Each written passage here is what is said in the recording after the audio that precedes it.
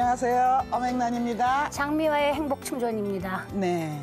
우리 그 금강경에 보면요. 네. 옥무소주 이생기심이라는 말씀이 있으시죠. 네. 근데 어디에 머문 바 없이 그 마음을 그대로 그 마음을 예. 그냥 이렇게 내놓는다는 예. 그런 얘기가 되겠죠. 그러니까 집착 없이 자신을 비워낸다는 그런 부처님의 말씀이 계십니다. 살면서 욕심과 집착을 비워내기가 그렇게 쉬운 일이 아니죠? 네, 맞습니다. 삶의 집착과 욕심은요. 우리가 이 세상 떠나는 날까지 고민하면서 풀어야 될 숙제가 아닌가라고 생각합니다. 어맹란 장미화의 행복충전, 오늘 모실 분은 응모소주 이생기심의 말씀처럼 끊임없이 자신을 비워가면서 주어진 배역 속에서 충실하는 분, 그리고 어떤 역할을 해도 다 소화내시는 아주 변신이 가능한 배우, 그리고 우리 불교계의 정말 자랑스러운 불자님이십니다. 김성녀 씨를 모시겠습니다. 연극배우이자 국악인, 마당놀이의 대목 김성녀. 언제든 자신을 비워내고 새 배역의 몸으로 태어나는 팔색조 같은 배우. 올해로 연기 인생 30년. 그 이름만으로도 우리의 마음속을 푸근하게 덮여주는 배우 김성녀. 그녀의 삶과 일, 부처님과의 만남 속으로 들어가 보자.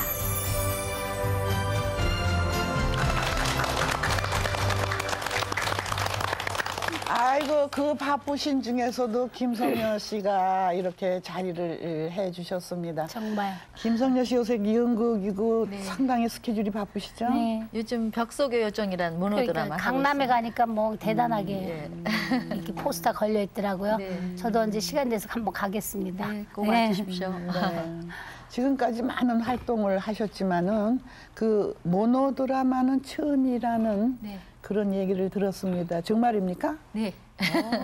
아니 모노드라마 할 기회가 한 3-4번 있었는데 네. 이제 워낙 마당놀이를 20몇 년간 쭉 해왔고요. 네. 또 극단 미추의 여러 명이 같이 하는 연극을 우선으로 하다 보니까 혼자 하는 연극을 할 수가 없었어요. 계속 뒤로 밀리고. 그런데 이제 송승환 씨가 그 강남의 그 주부님들을 좀 네. 연극적으로 그 관객으로 모시는 네. 행사를 좀 만들자. 예. 그래서 이제 그 박정자 선배, 손숙 선배, 그리고 윤석화, 저 또 김지숙, 양희경 이렇게 6명의 배우가 여우 시리즈를 1년간 쭉 2달씩 이렇게 네. 하는 이제 그 제작을 맡아서 이렇게 기획을 했습니다. 네. 그래서 이제 저는 그동안 모노드라마를 못했기 때문에 네. 이 기회다 싶어갖고 바쁘지만 하겠다. 그래서 예. 이제 제가 지금 윤석화 씨의 위트에 이어서 2번째 벽속의 요정을 이제 하고 있습니다. 그 벽속의 요정이 굉장히 이름이, 아니 그 타이틀이 네. 무슨 뜻인지 잘 모르시겠죠? 네.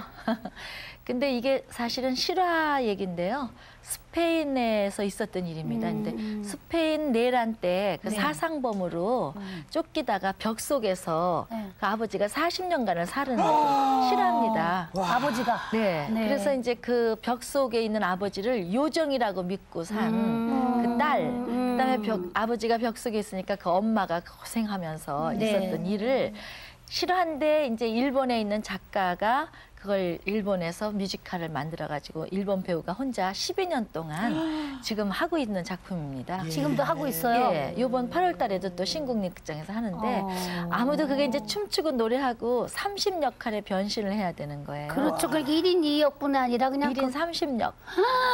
아우. 그래서 이제 또 거기다가 춤추고 노래하고 이럴 이제 배우가 없어서 네. 그 혼자 그 배우가 롱런해서 12년을 했는데 네. 이제 3년 전부터 그 일본에서 저보고 해보지 않겠느냐. 네. 그래서 요번에 이제 하게 됐습니다. 배구도 남죠. 근데 우리나라는 이제 전쟁의 나라였고 또 사상 문제 때문에 지금까지도 가슴 아프고 눈물 흘리는 사람들이 그렇죠. 많기 때문에 구태여 스페인 내란 얘기를 할 게 뭐 있냐. 우리 얘기를 하자. 그래서 그러니까 일제 마렵 때부터 시작해서 1990년대까지를 쭉 이렇게 역사적으로 시대적인 배경까지 쫙 깔면서 모노로. 모노 드라마를 새롭게 번안해서 만들었습니다. 훌륭하시네. 이럴 때 뭐 하세요? 박수 쳐야지. 아우. 정말 1인 2역도 어렵거든요. 그죠? 맞아요. 보통 한 마당극에 하니까 김성녀 그럼 마당극 뭐 이렇게 네. 연결되잖아요. 그렇죠. 그- 그죠. 마당놀이 하면 그런 대로 신바람 나고 또 이번엔 또 참 대단한 연극도 하시고 그러시는데요. 네. 그 작업하시는 데 있어서는 그 관객이 항상 가까이 있지 않습니까? 예. 그러면 멀리 좀 있어야 좀 실수하는 것도 감추고 뭔가 빵꾸난 양말도 좀 뒤로 돌리고 이럴 기회가 있는데 너무 얼굴을 딱 대하니까 네. 그럴 때 당황하시면서 실수하신 그런 적도 많으시죠? 근데 이제 보통 배우 연극 무대는 정극 무대는 이렇게 멀리 관객과 떨어져 있고 예, 예. 이제 조명으로 다 커버를 하고 그렇죠. 이게 또 일본 말로는 이제 소대구찌라 그러는데 그 옳지. 무대 옆에 그 이제 박스가 있잖아요. 거기에서 이렇게 숨겼다 나오기도 하는데 제가 이제 아직 그 관객이 조금 저한테는 이제 친숙하게 느껴지는 게 마당놀이는 워낙 관객들하고 같이 예. 코앞에서 놀아야 되는 같이 뛰고. 예. 그렇기 때문에 근 30년 가까이를 관객과 함께 했더니 뭐 극장에서 관객들 만나는 건 무섭지가 않아요. 그래서 요번에도 막 계란 팔러 다니고 그러는데 그 연극하다가 계란 팔면 관객하고 놀 때 그 일본 배우나 연출가가 오더니 네. 자기네들은 그게 잘 안 됐는데 너무 제가 잘 된다고 그래서 이게 원조입니다. 우리나라 연극에 그만큼 마당에서 팬이 같이 많다는 노는 거죠. 네. 30년이나 하셨으니까 그죠? 예, 뭐 저뿐이 아니라 이제 뭐 윤문식 씨나 네. 또 그 같이 했던 배우들 네. 또 그거 만드는 스태프들, 작곡가, 연출가 이런 분들이 다 같이 돼서 관객들이 사랑해 주셔서 진짜 네. 30년 가까이 하는 거죠. 네. 마당놀이는. 네. 네. 그런데 이렇게 김성녀 씨가 마당놀이를 한다, 이렇게 판소리를 한다라는 것은 그냥 이렇게 주먹구구식으로 배우신 게 아니라 무형문화재 분들에게 그 판소리를 아주 철저히 받으셨다는 그런 말씀을 들었는데요. 그런 분들에게 배우기까지는 참 그 어려움이 많으실 것 같은데요. 그때 그 얘기 좀 해주세요. 네. 그러니까 이제 저는 아역 배우로 시작했었어요. 그렇죠. 어릴 때는 엄마 쫓아다니면서 그러셨어요? 그 여성극극의 아역으로 엄마가 공주 할 때 이제 쟤는 어린 공주 나오고 네. 이렇게 해서 5살 때부터 무대에 섰었는데 그때 국악을 엄마가 여성극극이니까 이제 판소리를 배워서 해야 되는데 전 국악을 안 했거든요. 그러니까 이제 엄마가 또 고생한다고 안 시켰어요. 네. 근데 이제 고등학교 졸업하고 이렇게 나서 다시 연극을 시작하게 됐는데 2년이 되려고 그랬던지 제가 하는 연극 그 극단이 옛날 그 국립극장장이던 전허규 선생님, 전 국립극장장이시던 허규 선생님이 한국적인 연극을 만들겠다는 민예극단이었어요. 네. 그래서 그 민예극단에서 이제 우리의 전통 춤, 또 소리 이런 것들을 배워서 연극에 접목시켜서 한국적인 음악극을 만든다. 네. 그래서 그때 거기가 이제 손진책 씨가 허규 선생님하고 같이 연출을 했어요. 진책 씨라고 잘 아는 분인데 네. 같이 사시죠? 헤어질 수 없는 사람. 그래서 이제 그때 연극을 하면서 그때 연극하면서 한국적인 연극을 해야 되니까 네. 우리 소리하고 춤을 배워야 됐어요. 네. 그래서 다시 이제 박귀 선생님이란 그 인간문화재 가야금명자 네. 선생님을 찾아갔더니 너의 엄마가 박욱진이면 너는 그저 뭐 그냥 엄마 피를 받았으면 그냥 하니까 하면서 저도 배우지도 않는데 저를 전수생으로 시켰어요. 가야금 병창. 그래서 이제 딱 이제 고리가 끼워졌어요. 네. 그래갖고 가야금 병창을 하다 보니까 병창은 또 가야금하고 소리를 같이 하게 됐어요. 그러니까 같이 해야 되는 장르니까 이제 소리를 또 다시 배우는데 박귀 선생님이 판소리 하는 오종숙 선생님, 성창순 선생님, 또 김소희 선생님, 아이고. 또 신영희 선생님, 아유, 또 뭐 하여튼 대단한 선생님들을 제가 남혜성 선생님, 지금 다 인간문화재신 분들한테 골고루 다 배우게 하셨어요. 그래서 그때 국악의 판소리를 오바탕을 익히면서 한쪽에선 연극을 하고 오바탕은 어떻게 하는 거예요? 오바탕이라는 것은 이제 그 무형문화재로 지정된 판소리 5바탕이에요. 춘향전, 심청전, 흥보전, 수궁가, 별주부전, 그다음에 이제 적벽가. 그걸 다 하나 해야 배웠다. 돼요? 예. 그 기나긴 거?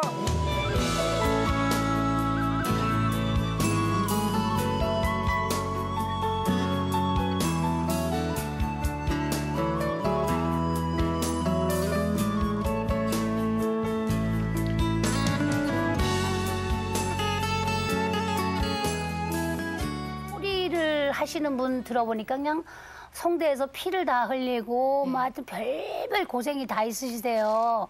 잠도 못 자고 산에 가서 뭐 못해야 된다니까. 그런 고생을 다 해가면서 오늘날 오셨는데 얼마나 그 안에 아픔이 있었겠어요. 근데 이제 연극만 했으면 단순하게 그 대사나 이런 몸짓을 할 수 있었지만 판소리라는 거는 1인 모노 음악 드라마거든요. 그래서 거기는 뭐 내 이놈 방자야 이러면 이제 이도령도 했다가 방주도 했다. 그러니까 혼자서 모노드라마 연극을 하는 거예요. 1인 드라마처럼. 그러니까 연기도 제가 거기서 더 한국적인 연기를 배웠고 그다음에 이제 그 호흡이 굉장히 길어서 대사 숨도 안 쉬고 쫙 할 수 있는 그런 그 호흡 처리라든가 또 발성이 그거는 뭐 소프라노 메조 엘투가 없이 아래 음부터 높은 음까지 혼자 내야 되거든요. 3옥타브, 4옥타브. 그러니까 발성의 폭도 넓어져서 제가 뭐 마당놀이에서 홍길동을 한다든가 또 이도령을 한다거나 또 작년에 삼국지에서는 제가 제갈공명을 했었거든요. 그런 남자 역을 할 수 있는 그 발성법. 그다음에 이제 우리 판소리가 자랑하는 게 말의 맛이에요. 우리나라 말의 맛. 그래서 번역극 하면은 외화 더빙 하듯이 나오잖아요. 우리나라 말이 아닌 뭐 메리 밥 먹었어 뭐 이런 식으로 하는. 근데 우리는 말을 그렇게 하면 안 되니까 판소리를 배워서 우리 말을 맛있게 하는 방법을 익혔어요. 그래서 전 판소리를 익히면서 가장 한국적인 연기를 어떻게 하면 되는 것인가 제대로 공부를 한 것 같아요. 그래서 소리를 연극에 접목시키고 이러다 보니까 한국적인 음악극 노래를 부르면서 우리 연기 스타를 하는 것이 이제 제 트레이드 마크처럼 됐죠. 이런 분이 불자라는 데 대해서 어떻게 생각하세요? 박수 치라고요? 아, 참. 나는 너무너무 자랑스럽거든요. 근데 그 과정에 이제 자기하고 영원히 맺어지는 남편, 영원히 헤어질 수 없는 남자, 어떻게 만났는지 궁금하시죠? 어떻게 만나셨나요? 네, 그래서 첫 번째 그 음악극을 이제 손인책 씨도 한국적인 연극을 만들고 싶어서 한내 승천이란 그 오영진 선생님 마지막 유작인 작품을 이제 하는데 거기에 주인공을 우리 쪽의 노래를 불러야 되는데 할 사람이 없다 그래서 저를 누가 소개를 해서 갔었어요. 그랬더니 허기 선생님은 탈을 깎고 있었고 손진책 씨는 이제 그때 뭐 이렇게 골덴 이렇게 딱 위에 양복을 딱 걸치고 있는데 아주 그 머리 숱이 많고 막 눈이 이렇게 새까만 남자가 젊은 남자가 앉아 있었는데 그 사람이 난 스텝인 줄 알았더니 연출자였어요. 나중에 보니까. 근데 가서 이제 인사를 하고 어머니가 판소리 하셨고 아버님이 연극 연출하셨다. 그러고 있었더니 그냥 대본을 딱 주더니 주인공 역할을 하라고 주는 거예요. 그분이 그래서 그때부터 반했나? 그래서 반한 게 아니라 이게 사이비 극단인가 왜 오디션도 안 보고 주인공 역할을 주나. 그런데 이제 나중에 살짝 알아봤더니 그게 이제 그래도 한국에서는 5손가락 안에 드는 연출자. 극단이라고 그래요. 그리고 유명한 분들이라고. 그래서 이제 나중에 물어봤어요. 왜 저를 오디션도 안 보고 줬냐 했더니 어머니 아버님 피를 이어받고 자기네들 딱 보면 배우가 될 수 있는 사람을 알아본다. 그래서 하여튼 그렇게 자기네들이 결정을 했다. 그래서 이제 그 역을 한내 승천이라는 역의 한내 역을 맡으면서 그 작업을 한 것 같아요. 서로. 둘이 작업을 하셨답니다. 서로. 뭔 작업인지 모르겠지만 일단 넘어갑시다. 연극 작업을 하면서 같이 사는 작업이 1년 만에. 그래서 그 연극 끝나고 1년 만에 결혼하게 그러니까 손진책 씨가 작업을 들어간 거예요. 벌써 줄 때, 대본 줄 때. 근데 그 작업이 어디서부터 시작됐어요? 그러니까 서로 작업을 하려고 그런 게 아니라 연극을 연습을 하는데 그 이제 배우는 연기만 하면 그게 조금 그 큰 배우가 못 된다. 그래서 인접 예술을 다 이해해야 된다. 그래서 미술관도 데려가고 뭐 발레도 보여주고 그게 작업이라고 그래갖고요. 그 작업 때문에요. 서로 이제 보면서 서로 이제 독신주의자였거든요. 결혼 안 하려고요. 네. 그래서 편하게 정말 동지 같은 느낌으로 다녔는데 1년 동안 그렇게 순 극장이나 뭐 음악 감상실이라든가 이렇게 미술관, 발레 뭐 이런 극장에서 얘기하다 보니까 서로 이제 좀 뜻이 이렇게 맞는 부분들이 있었어요. 잘 만나셨네요. 참 그분이 많이 이끌어 주셨네. 어렸을 적부터 그러니까 끼가 있으신 거지, 그죠? 왜냐하면 판소리는 보통 가요하고 다르잖아요. 다르죠. 얼마나 많은 트레이닝이 필요한지 저는 많이 봤거든요. 그 참 존경합니다. 그러니까 저는 이제 그거 하나 못해. 가요도 배에서 부르는 게 많지만 예. 목에서도 이렇게 많이 해야 되잖아요. 네. 근데 이 판소리 발성은 그냥 아 하면 단전. 돼요. 아 이렇게 배에서 크게 나와야 되는 잘 소리를 될래나 모르겠네. 판소리를 익히면서 제가 목소리가 약했는데 굉장히 강해졌어요. 그래서 예. 남자 역할도 할 수 있을 정도의 네. 그런 그 판소리를 익힘으로써 굉장히 배우 술에는 도움이 많이 됐어요. 맞아요. 그러니까 음으로 양으로 상으로 하로 뭐 다 하신 거예요. 입체적으로. 아이, 부부들이 같은 직장을. 그런데 그 김성녀 씨는 현장감을 익히기 위해서 현장으로 그 작업을 하러 다니셨잖아요. 근데 저는 그냥 촬영기계 앞에로 맨날 다니면서 작업을 했걸랑요. 두 분이. 네. 그거 보면 공통점이 있어요. 아, 작업 같은 못하는 나 참 서울프네. 연예계에 있는. 그런데 결혼하고 나서 말이죠. 나는요, 초청장이 와도 같은 봉투에 신성일 어맹난 쓰면 안 가요. 따로 보내라 그래요. 이건 하나의 개성체다. 완전히 예술 작품인데 왜 이렇게 깍두기를 섞냐. 아, 이거 돈은 덜 들잖아요. 막 이래가지고 그럼 나는 프라이버시고 예의죠. 그래서 나는 한 봉투에 두 이름 쓴 거는 안 가요. 같은 주소래도 신성일 하나, 어맹난 하나 이렇게 와야 가요. 자, 여러분 앞으로 그래도 봉투 키- 보낼 때는 둘 보냈어요. 그래 특히 그 어떤 뭐 자존심 싸움이라 그러면 좀 유치하겠지만 그런 데서 오는 어떤 충돌 같은 것도 가끔 생기는데 그 댁은 어떻어요? 그 댁은. 근데 선생님들은 두 분이 배우셨잖아요. 그러니까 서로 또 공통분모가 있으신데 저희는 연출자하고 배우니까요. 근데 되게 연출자들은 공부를 많이 하지 않습니까? 그러니까 숲을 봐야 되니까. 배우는 나무를 봐도 되고. 그런데 그러니까 이제 되게 연출자들이 모이면요. 배우를 좀 우습게 알아요. 그러니까 공부 안 한다. 공부 안 한다. 그리고 뭐 뒤에다가 이렇게 대본 놓고 뭐 술만 먹고 다니지 않냐. 막 이런 우연히 그러니까 자기네들보다 공부를 적게 하는 건 사실이고. 그래서 내가 그걸 옆에서 계속 들으면서 아 이러면 안 되겠다. 그 배우하고 연출 그 기능이 틀리지만 배우가 이 연출자한테 그렇게 일방적으로 지시만 받아서는 안 되겠다. 그러니까 배우도 공부를 해야 된다. 그렇지. 그래서 동등한 입장에서 서로 주고받아야지 지시받는 건 안 된다. 그래서 제 후배들이나 제자들한테 늘 공부를 연출만큼 해라. 그래서 너네도 연출자가 지시할 때 나는 이렇게 생각하는데 어떻게 했습니까? 하고 두 개를 보여주면서 이쪽에 그러니까 서로 디스커션이 되는 작업을 해야지 일방적으로 몇 발자국 뒤돌아서 웃어 이렇게 안 하는 되지. 인형은 연기를 안 하지 되지. 마라. 그러니까 매일 그냥 그렇게 두 분이서 그냥 이렇게 디스커스 해가면서 작업도 해가시면서 새로운 거를 맨날 창출하시잖아요. 그죠? 그러면서 오늘날까지 이렇게 살아오시는데 사실 무대에 이렇게 관객 앞에서 연극하시면서 사람이 살다 보면 정말 피곤하고 막 싫을 때 있잖아요. 그럴 때는 어떻게 하세요?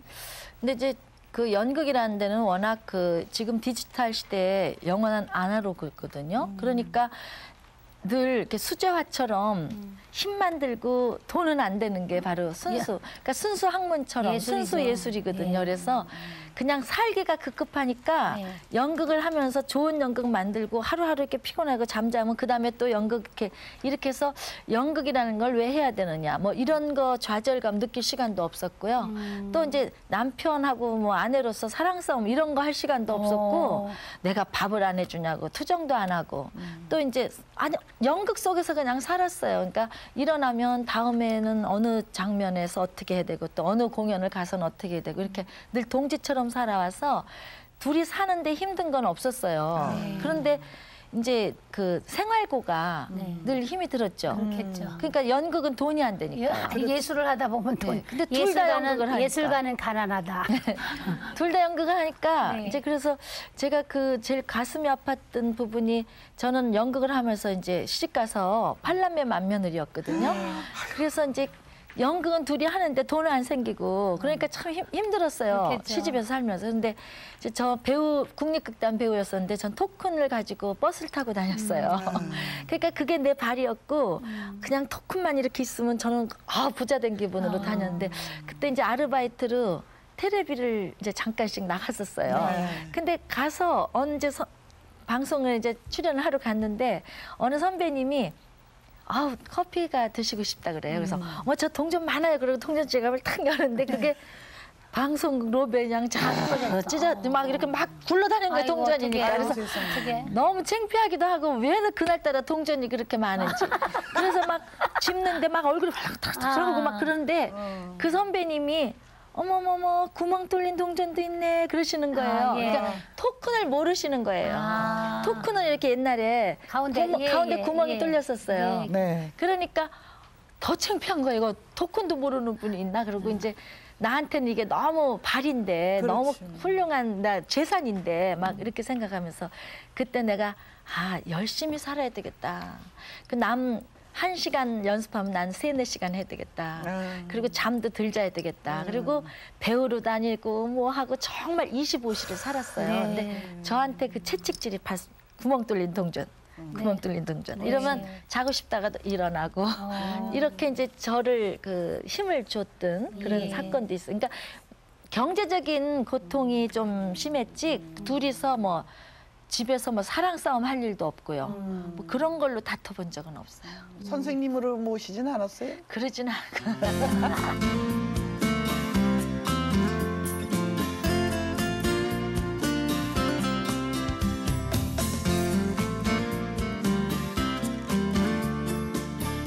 1990년도에 우리 불교 음악 내셨잖아요. 네. 그때부터 불교에 귀하셨나요? 저희 제가 이제 팔남매 맏며느리로 딱 들어갔는데 우리 어머님이 굉장히 공을 많이 들이신 시어머니? 분이에요. 시어머님이요. 네. 그래서 시어머님이 이제 시아버님 일찍 돌아가시고 팔남매를 키우면서 어려우면 진짜 이 불교에 의지해서 부처님 앞에서 공들이고 그런데 제가 이제 시집을 딱 이제 가서 며느리로서 처음 대면을 하니까 우리 시어머님이 뭐라 그러냐면 이 집은 내가 공을 많이 들인 집안이다. 네가 맏며느리인데 네가 이 대를 잇지 않으면 내가 들인 공이 헛된다. 그러니까 네가 마음을 잘 다스려서 어디 가든지 지방 공연 가도 절에 가서 부처님한테 절하고 마음으로 그렇게 해라고 이제. 그러니까 돈이 없어도 10원이라도 불전을 놓고 절해라. 이제 이런 것부터 가르쳐 주셨어요. 근데 그때는 제가 그냥 그 종교를 믿지 않은 사람이었기 때문에 그냥 그걸 이제 벌로 들었죠. 네. 근데 어머님이 이제 돌아가시고 나서 이제 절에다 모시고 이제 스님들하고 좀 친해졌어요, 개인적으로. 근데 우리 어머님이 지하에서 저를 끌어들이려고 그러셨는지 그때 바로 지금 중앙대 총장이신 박범은 선생이 불교 음악을 새롭게 하겠다. 그래서 지금 찬불가가 찬송가에다 가사만 입힌 것 같다. 그래, 비슷하죠. 그러니까 불교 음악에서 국악이 바로 불교 음악에 종속돼 있는 건데 파생된 건데 왜 불교 음악이 독창적이지 못하냐. 우리 것이 해야 된다. 그래갖고 이제 불교 음악 운동을 했어요. 그때 제가 이제 같이 동참을 해서 계속 그분이 작곡한 노래를 부르기 시작했어요. 그래서 그게 국악 찬불가. 그래갖고 이제 신심이 생기기 전에 노래를 많이 부르러 다녔어요. 그래서 어디서 오라 그러면 그냥 찬불가 절에? 부르고. 또 이제 음악회 같은 걸 많이 했어요. 그러다 보니까 이상하게 교리 같은 건 전 하나도 모르는데 그저 찬불가 부르고 나면 마음이 이렇게 그냥 정리가 안정이 막 되는 거예요. 그리고 마음이 이렇게 좀 맑아지는 것 같은 느낌. 그래서 이 노래가 참 좋다. 노래가 좋다. 그리고 또 어느 절에 가서 제가 이제 노래를 하는데 노 스님이 막 설법을 하셨어요. 근데 설법하는데 막 불자들이 좀 떠들었어요. 근데 제가 그 다음에 이제 내가 가서 음성 공양을 딱 하니까 조용해졌어요. 그러니까 그 노스님이 이 찬불가에 다 설법이 있는 거다. 그러면서 열심히 부르라고 내 손을 딱 잡아주셨어요. 그러면서 이게 나도 이렇게 하면서 내가 뭔가 할 일이 생겼구나. 그래서 음성 공양하는 걸 자체를 저는 큰 그 공부하는 것처럼 마음 먹고 시작을 했죠. 특별히 어느 절에 잘 다니신 절 있으세요? 근데 이제 어머님 모신 절에 이제 가게 돼서요.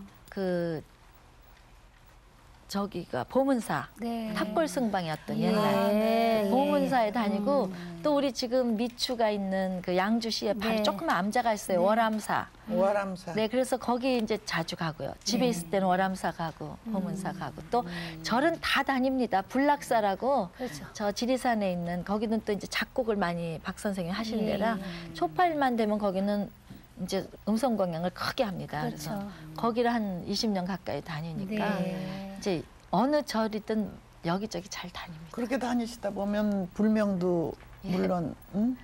그래서 불명은 제가 이제 참불가를 소규모로 안 하고 아주 굉장히 크게 음악회를 해서 광덕 스님께서 보현행원송이라는 그 대서사시처럼 만들어서 큰 그 음악회를 2시간짜리 한 적이 있어요. 아, 그러셨어요. 줄거리 있는 걸로 네. 보현행원송. 근데 그때 제가 이제 다쳐갖고 늑골이 7, 8번이 부러졌었어요. 근데 그 완치가 안 됐을 때 소리를 못 냈을 텐데 여기 이제 붕대 감고 약을 먹고 그 음악회를 했는데 그냥 노래가 너무 맑게 잘 나왔어요. 근데 그때 황덕 스님이 편찬하셨는데 그 공연을 보고 세종문화회관에서 했는데 올라오셔갖고 다 이렇게 잡아주시면서 잘했다고 그랬는데 제가 다쳤다고 옆에서 누가 얘기를 하니까 그렇게 늑골 다친 사람이 어떻게 저런 노래를 2시간 동안 서서 했냐. 그래서 호흡도 안 되거든요. 예, 그 자리에서 저한테 개를 주시고 해명이라는 법명을 내려주셨어요. 해명? 해명, 지혜 해자에 밝을 명자. 그래서 그때 이제 법명도 받고 개를 그렇게 해주신 건 처음이었다는데, 그러니까 믿음화는 그래 이제 그걸 받고 그 다음에 참불가 운동을 계속하면서 그 목정배 선생님께서 작사하시고 박 선생님께서 이제 작곡하셨는데 박봉 네. 선생님 그 목정배 선생님께서 우리나라 민족의 음악 그러니까 민중의 음악 우리 백성들의 음악 노래. 그래서 민음화라는 법명을 또 지어주셨어요. 그래서 제가 받은 법명이 해명하고 민음화 2개가 있어요. 네. 노래할 때는 민음화가 더 맞을 것 같아요. 네. 해명도 이쁘네요. 네. 네. 금이 기 이렇게 여러 사람을 참 그 아름다운 목소리로 이렇게 보시를 하시는데 그럼 집에 계실 적에는 남편께는 뭘 어떻게 대접을 하시는지 잘 못해요. 못해도 뭔가 물을 한 그릇 떠다 드려도 그것도 큰 보신데 뭐 남편이 더 위해 주실 것 같아. 아니요, 서로 잘 못해요. 자기 일만 해요. 직책 씨라. 네. 이름이 손직책 씨입니다. 아니요, 진책. 진책이에요? 네. 아, 직책. 잘못 알아봤어요. 진책 씨. 손진책 씨인데 그 사람은 불심이 굉장히 강해요. 그래서 외국만 가면 이제 이렇게 불상을 갖다가 아프면 머리맡에 놓고 그러니까 뭐 약처럼 생각하는 것 같아요. 그리고 우리 집에 가면 그 불상화 콜렉션을 해요. 그러니까 그래서 하여튼 몇백 점이 있나? 정말요? 비싼 게 아니라. 예, 그러니까 조그만 것부터 아주 자기 그 서재에도요. 네. 그 불상이 그냥 도처에 책과 책 사이에 있어요. 부처님하고 사시네요. 네, 그러니까. 그리고 집안에 도처에 이렇게 지켜보고 있어요. 불상들이. 그래서 그게 자기 컬렉션이에요. 그리고 정말 좋아해요. 네, 그 불교를 이렇게 심취해서 믿으시고 하는 게 이제 우리 음악을 하면서 그죠? 심취하시기 시작했는데 그 불교를 믿으시면서 신행생활 같은 거 있지 않습니까? 그런 건 어떻게 특별히 하시는 일 있습니까? 못하고요. 네. 그냥 음성 공양하는 것뿐이 없어요. 음성 공양으로 신행생. 그러시구나. 그러니까 제가 너무 부족한 불자고 아니죠. 그러니까 제가 늘 그래서 여기 진짜 제대로 그 마음 닦으시고 선행을 많이 하시는 그런 불자님들 보면 정말 고맙고 이렇게 존경스럽고 저는 그저 주어진 그 노래 잘 부르는 거 재능 하나 갖고 그냥 노래하는 거 외에는 제가 뭐 하는 게 없습니다. 그래서 그나마 이제 노래라도 부르는 데 가서 열심히 하면 그걸로 내가 조금 미안하고 죄스러운 마음을 닦는 거지 그렇게 잘 알지도 못하고. 법구경에 나오는 말씀하고 똑같네요. 뭐 당당하고 떳떳하게 사시잖아요. 그것도 한 테마인데요. 네, 맞아요. 그런데 이제 물론 뭐 나만큼 살려면 아직은 멀었지만 그래도 그만큼 사는 것도 대단하지 않습니까? 네. 옛날에 성녀 씨 인터뷰할 때는 의상 대바구니 속에서도 놀았고 정말 이런 세월이 있었는데 지금 이 대가가 됐다면은 대단한 난 성공자라고 그럼요. 생각하거든요. 근데 자기가 제일 이 순간은 만족하다라고 생각한 적은 언제라고 생각하세요? 이 일에 작업에 있어서도 좋고 인생에 있어서도 좋고 언제가 이 순간 정말 이 순간을 위해서 내가 사는 것 같다라는 생각이 드신 적? 근데 이제 그것은 여러 데서 조금씩 맛볼 수 있었다고 생각하는데요. 큰 거 한 가지보다는 그러니까 관객하고 만났을 때 제가 너무 열심히 땀 뻘뻘 할 거 딱 했을 때 관객이 탁 일어나서 그 소통이 돼가지고 기립박수 탁 주실 때 그때 정말 살맛이 난다. 뭐 이런 때 느낄 때도 있고요.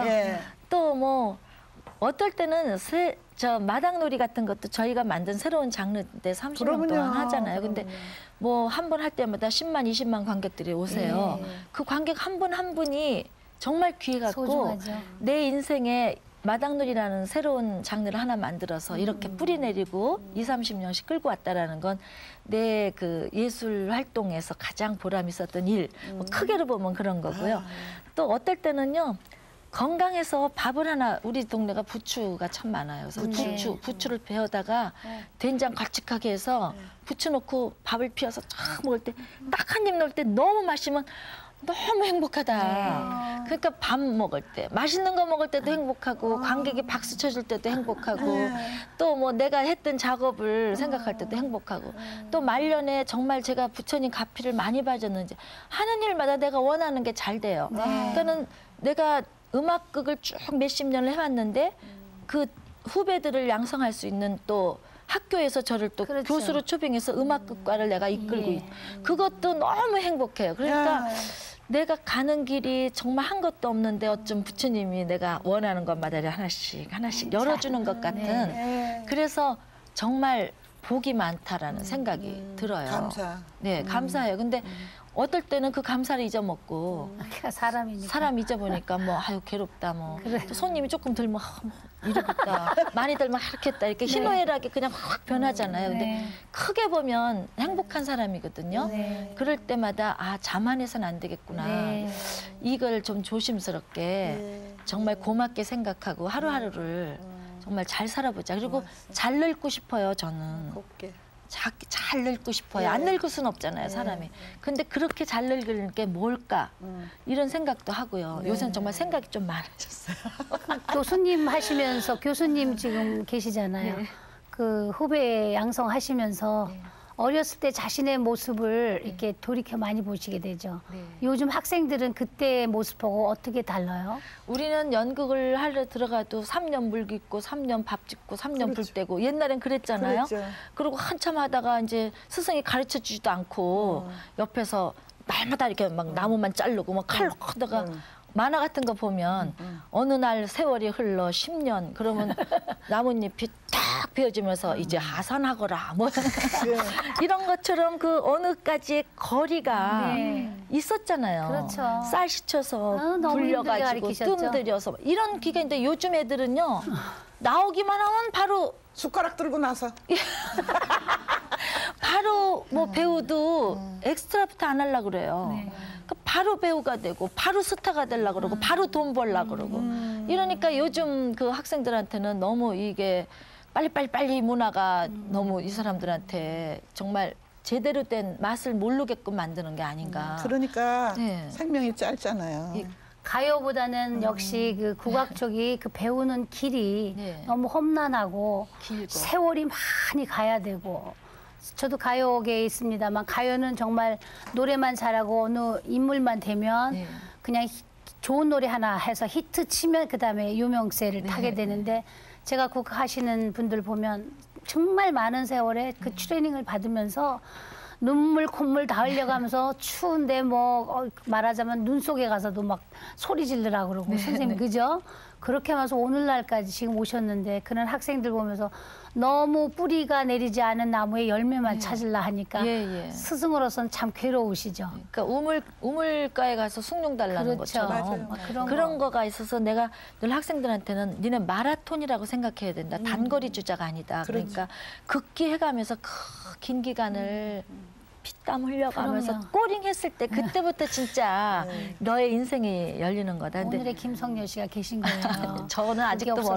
멀었습니다만. 그래요, 맞아요. 그죠? 오늘의 김성녀 씨가 있을 때까지는 사람은 항상 겪는 게 있어요. 높이 뛰기 위해서는 움츠린다는 말이 있는데 좌절의 시절도 있었습니까? 좌절도 한때 그럼요. 하셨습니까? 저는 이제 학교 다닐 때 저는 공부를 좀 좋아하는 편이었어요. 근데 우리 엄마가 저희를 키워주셨는데 그 엄마가 이제 병이 드셔갖고 쓰러지시는 바람에 제가 대학 진학을 못했어요.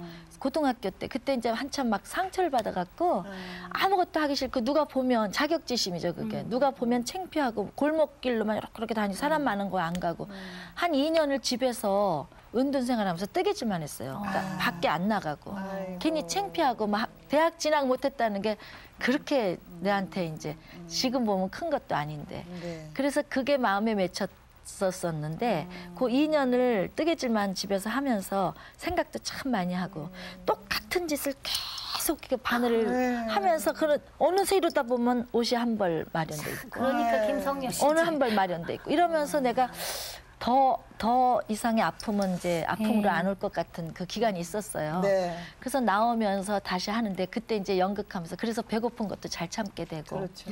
또 이제 결혼하면서 팔남매 맏며느리 하면서 제가 마음을 참 많이 또 공부를 했어요. 네. 그러니까 이제 새가 용광로에 몇 번 들어갔다 나오면 웬만한 고생은 다 참을 수 있듯이 그렇게 이제 세월이 저를 강하게 만들어 주신 부분들이 그러니까 고맙고. 좌절이 약이 된 거나 예, 예. 마찬가지죠. 있었습니다. 가난 때문에 늘 엄마도 아프셨던 거였고. 근데 가난이 먼 후일에 그게 재산이 될 수 있는 촉진제가 되는 거 아닙니까? 네, 뭐 근데 아까도 토콘 하나, 빵콘 한 네. 동그란 거 네. 토콘 네. 생각하면 무슨 일이든지 하실 네, 수 예. 있다는. 그러니까 그게 저 채찍질이 됐었고요. 예, 맞아요. 근데도 지금도 이상하게 돈을 쫓는 것보다는 아직도 명예를 쫓는 편이에요, 제가요.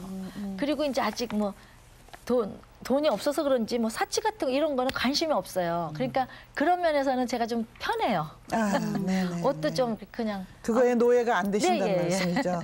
그럼 그 젊은 그 학생들, 네.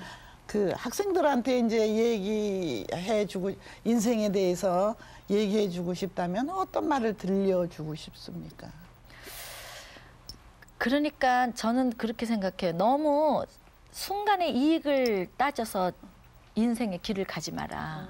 그러니까 고생이 되든 뭐 앞으로 비전이 있든 없든 자기가 가장 좋아하는 일을 찾아봐라 일단.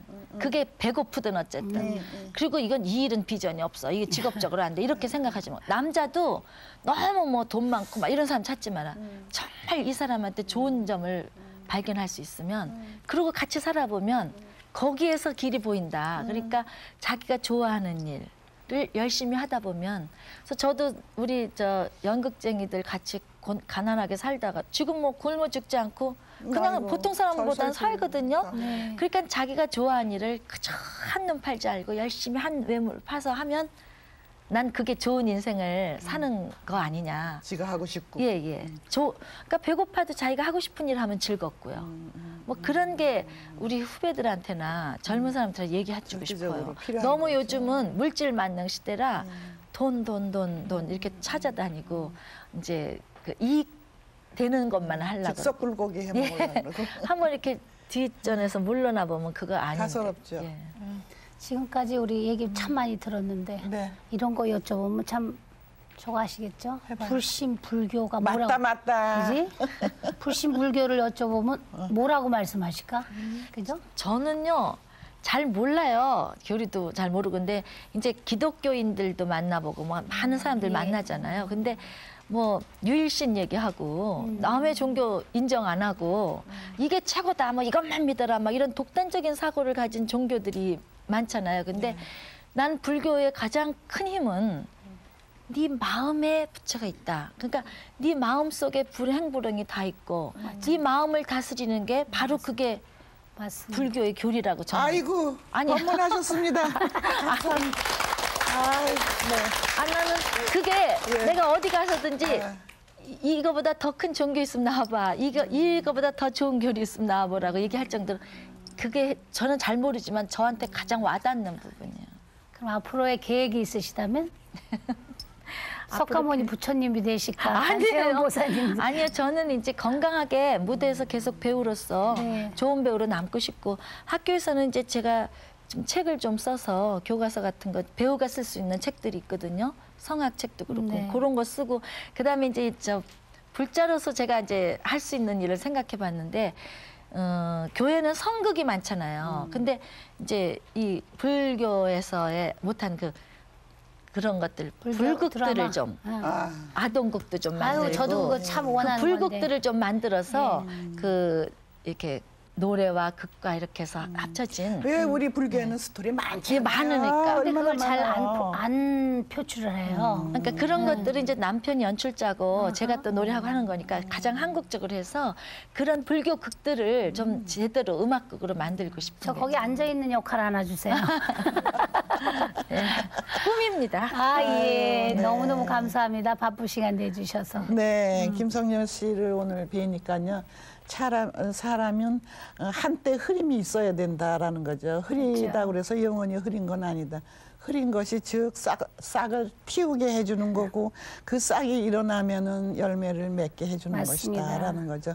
오늘 참 삶의 그 어떤 배움터에 있는 감사하는 마음을 갖고요. 또 연예계로 봐서는 우리 후배들을 저렇게 정신적인 지주로서 우뚝 서 있는 그 김성녀 씨가 있다는 데 대해서 감사드리고요. 열심히 생활하시는 분들과 시간을 나누고 이야기를 하다 보면요. 정말로 소중한 시간들이라는 것을 다시 한번 생각하게 됩니다. 엄앵란 장미화의 행복 충전. 저희 이 방송에서는 여러분들에게 삶의 충전이 될 수 있는 정말 뜻깊은 시간이 될 수 있도록 저희들이 열심히 노력하고 다음 주 이 시간에 다시 뵙기로 하겠습니다. 시청해주신 여러분들 대단히 감사합니다. 오늘 나와주신 김성녀 씨도 다시 한번 감사드리겠습니다. 고맙습니다.